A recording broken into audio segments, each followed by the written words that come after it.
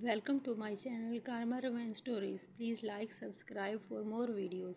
I never imagined that a normal drive before sunrise would end with me waking up in intensive care, unable to feel my legs. The clock beside my hospital bed read 5:30 a.m. Doctors said my spine was broken. I needed emergency surgery. My parents knew everything.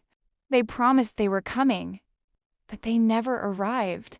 For 7 days, I waited alone. No calls, no visits, no flowers, no family. Then one night, a nurse quietly placed a tablet in my hands and said, "There is something you deserve to see." The hospital's security footage changed everything. Every single night, a woman I had never met walked into the hospital carrying gifts. She asked the nurses how I was doing. She sat outside my room for hours.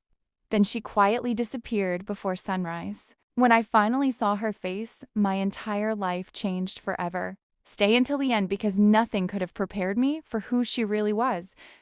Story. At 4:30 a.m., my alarm rang. I had an important meeting in another city and wanted to leave early to avoid traffic. The roads were almost empty. I stopped for coffee and called my mother just to say good morning. She laughed and reminded me that my younger brother's business launch party was that weekend in San Diego. I had invested almost every dollar of my savings into helping him build that company. I believed in him more than anyone else. I never finished that drive. A truck lost control in the rain and crossed into my lane. The impact happened so fast I never even touched the brakes.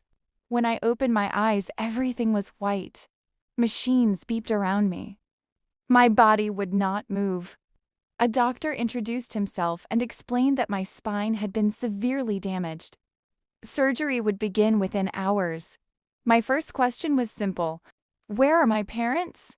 The doctor hesitated before saying they had been informed. I smiled because I knew they would come.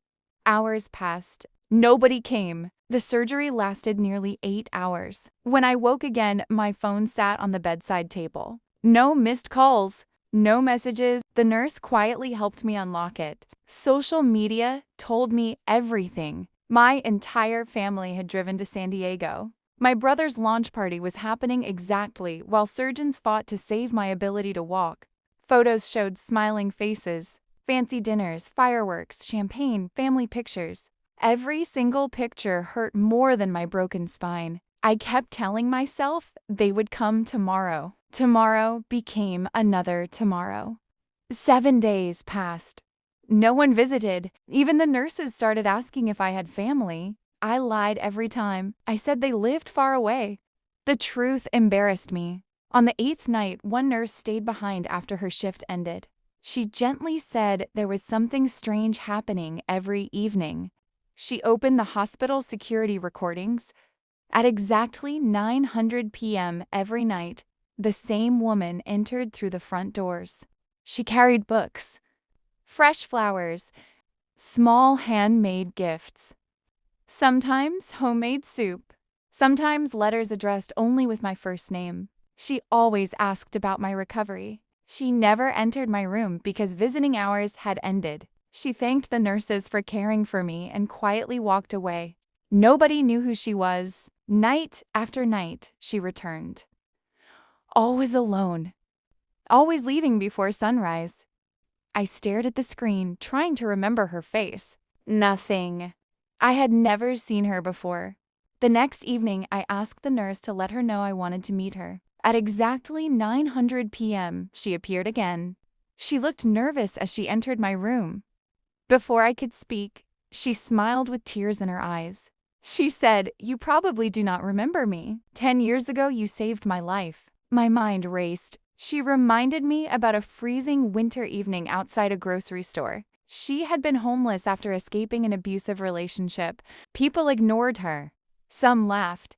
I had bought her groceries, paid for a motel room, helped her contact a shelter. Then I quietly left without asking for anything in return. I had completely forgotten. She never forgot. Years later, she became a nurse. When she heard my name after the accident, she recognized it immediately. She could not believe the person who once saved her was now lying alone in a hospital bed. She visited every night because she believed nobody should recover without hope. I could not stop crying. She had become the family I no longer had. Weeks later, my parents finally arrived. Not because they missed me, because my brother's company had collapsed after investors discovered financial fraud. The money I had invested was gone. They wanted my help. My mother hugged me as if nothing had happened. My father said family must stick together. I quietly asked one question. Where were you during my surgery? Silence filled the room. Nobody answered. I handed them a tablet. The security footage began playing. They watched the stranger bring gifts every night while they celebrated another child. My mother cried. My father looked at the floor. For the first time, they understood what abandonment really looked like. I wished them well, but told them I could never trust people who treated my life as less important than a party. Months later, I continued rehabilitation. Walking again took determination and endless therapy. The woman who once stood outside my hospital room became one of my closest friends. She reminded me every day that kindness is never wasted, even when we never see the results. Sometimes the people we help today become the ones who save us tomorrow. My family kept asking for another chance. I chose peace instead, because healing sometimes begins with walking away from those who refuse to stand beside you when you needed them most. The voice you selected does not support this language. Please click the upper right corner to switch to another voice. The greatest betrayal was not the accident. It was discovering who truly cared after it happened. Blood does not always make a family. Loyalty does.